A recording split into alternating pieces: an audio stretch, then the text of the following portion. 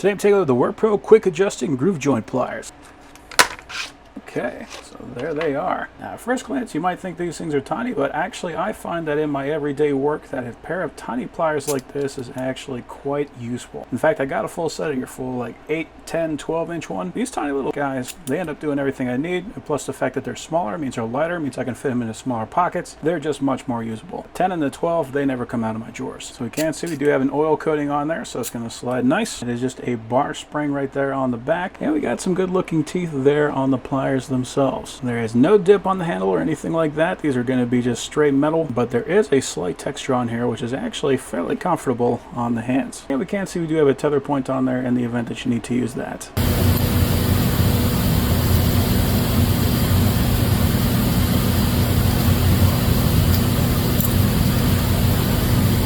Very handy tool to have around, especially just something you can have in your pocket.